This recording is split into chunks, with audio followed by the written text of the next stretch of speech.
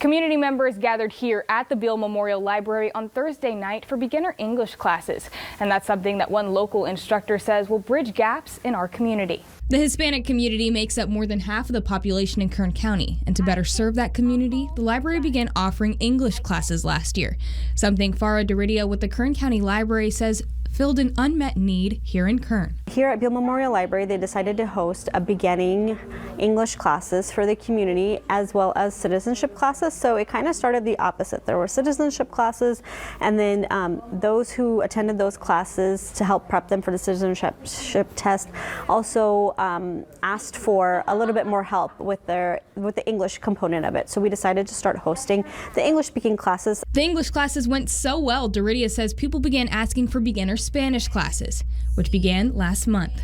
The library hosts those classes every Monday at the Beale Memorial Library, and they hope to extend those classes to other locations based on demand. And if you would like to sign up for any of the language classes, you can visit our website, turnto23.com.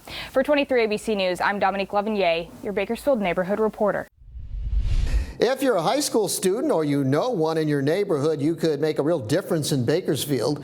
The City Council is looking for a student to fill the Ward 7 alternate position on the Bakersfield Youth Commission.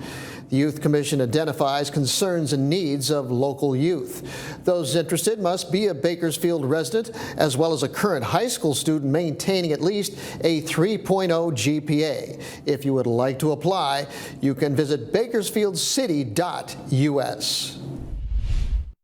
Now we're taking a look today at some of the things going on in your neighborhood. You should expect to see some new charging stations popping up around Kern soon. The 2024 Kern electric vehicle charging station blueprint was revealed Thursday. It's all part of a 5-year plan that was implemented in 2019. If you'd like to see the blueprint, you can scan the QR code you see on your screen. You may notice a new look Cap Cave Food Bank on Washington Street. It's part of a partnership with the Wonderful Company. A ribbon cutting and grand opening ceremony was held to mark the transformation of the food bank to the Wonderful Community Food Center.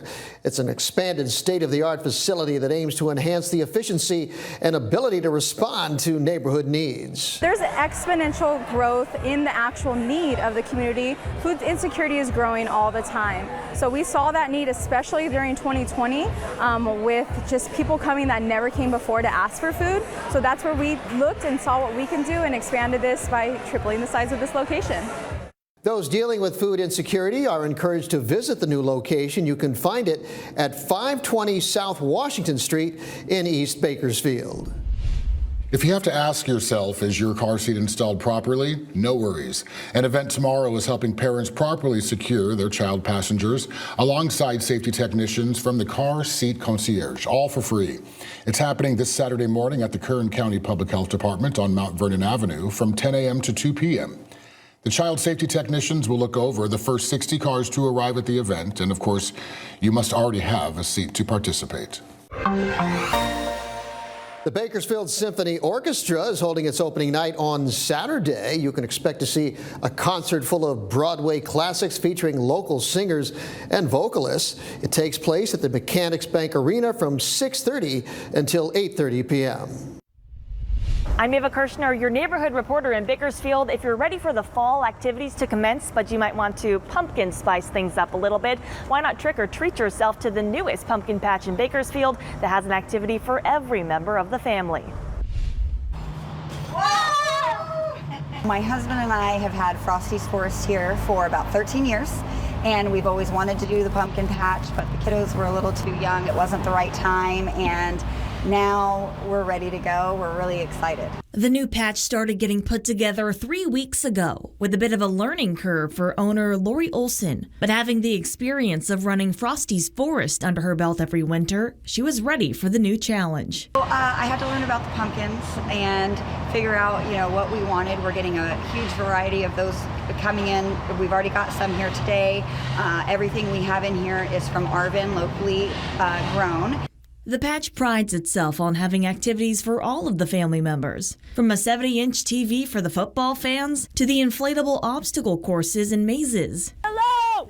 We found the corn! barn. They also have a petting zoo with miniature horses and cows, goats, lambs, and donkeys. And of course, they've got pumpkins. The pumpkins, this is one of my favorites because it's very big and you can also carve something out of it. I'm gonna carve it as like a pumpkin face. The patch also has basketball tosses and other games, as well as pony rides on the weekends. They are also accepting field trips for any classes that want to visit. We have wanted to do one for so many years, but like I said, the timing wasn't right. But now, I would say 3 or 4 months ago, we pulled the trigger and said, okay, we're going to do this. I think we can accommodate all ages here for sure. The new pumpkin patch is located on Brimhall and Coffee and will be open 7 days a week, with the last day, of course, being on October 31st. In West Bakersfield, I'm Ava Kirshner, your neighborhood reporter. As the nation continues to face a surge of migrant crossings at the southern border, top U.S. officials are in Mexico this week, hoping to lay out a plan. We'll have the details.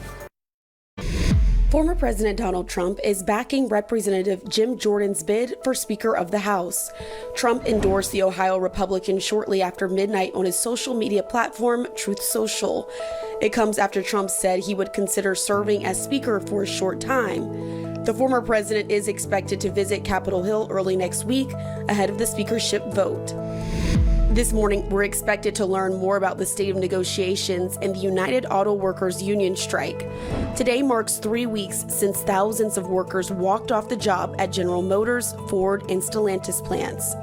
The UAW president is expected to give an update on contract talks this afternoon. According to reports, negotiations have been progressing. In the coming hours, the federal government will release the latest jobs report. It's expected to show that employers added 170,000 jobs in September. That would be a slight decrease from the number added in August. Guns are killing an alarming number of U.S. children. A new study by the Boston Children's Hospital found that gun-related deaths among children surged 87% over the past decade. Researchers say firearm fatalities were the leading cause of accidental death in children. Data also shows that drug poisoning deaths increased by more than 130%.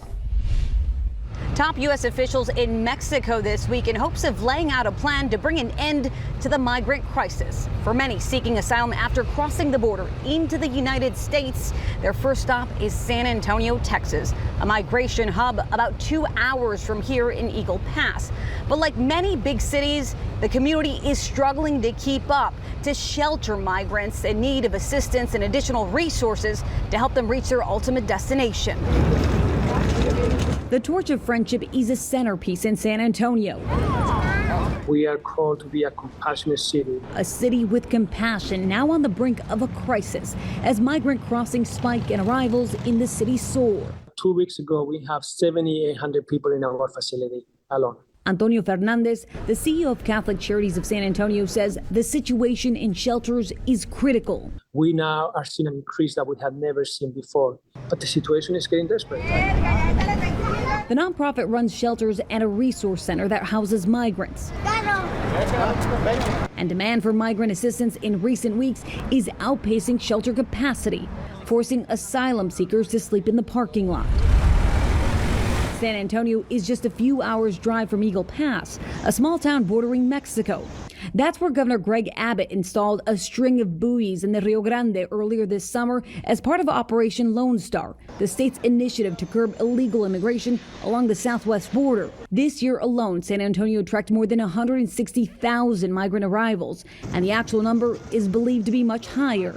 San Antonio is a transportation migrant hub because we have the airport here, we have the Greyhounds bus station and other bus stations that migrants come through San Antonio in order to travel to their final destination. Tori Salas, the coordinating director with the Interfaith Welcoming Coalition,